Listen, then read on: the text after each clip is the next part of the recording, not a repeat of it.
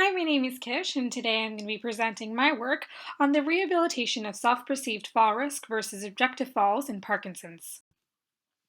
As many as 70% of people with Parkinson's report incidents of falls leading to injury and increased hospital and long-term care facility stays. Now, due to the limited effectiveness of the gold standard PD medication for reducing falls, exercise is often explored as an adjunct therapy.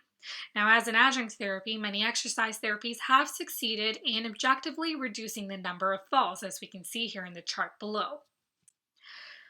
However, it should be noted that improvements to actual fall risk may not translate to self-perceived fall risk. Unfortunately, the majority of the studies don't even assess self-perceived fall risk at all. This is concerning, as self-perceived fall risk actually has a greater influence over the activities of daily living and thereby the quality of life for those living with Parkinson's. Thus, to treat and to reduce the number of falls in Parkinson's, it may be important to consider actual falls and self-perceived fall risk. However, the link between the two is still a bit unclear. Thus, the purpose of this study is to examine the association between self-perceived fall risk and the characteristics of gait that are commonly linked to falls after a 12-week exercise intervention. To do this, 44 individuals with idiopathic Parkinson's were recruited and stratified into two equivalent groups. The first group was called the mild group because they had a little to no balance impairment. The second group is called the severe group because they had a more pronounced balance impairment. For outcome measures, for primary outcome measures, to measure self-perceived fall risk, we use the Activity-Specific Balance Confidence Scale. To objectively measure fall risk, we use a Zeno walkway and specifically focused on step length and stride time variability, as those parameters have been closely linked to falls in previous literature.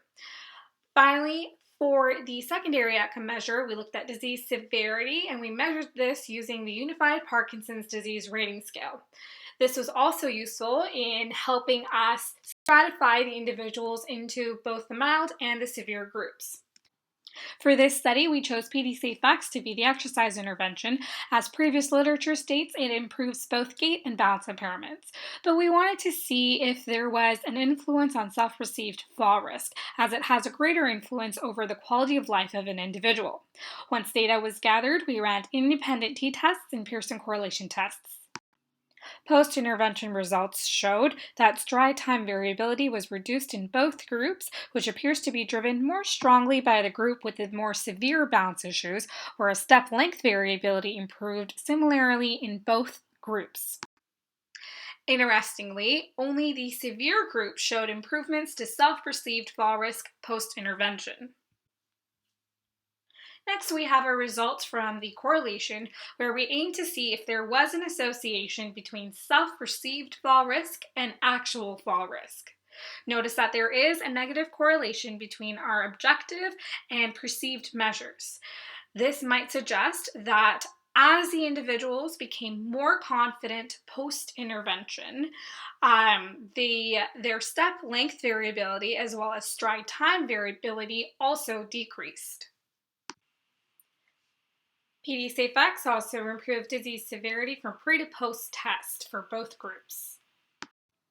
PD-SafeX improved actual fall risk and disease severity in both groups.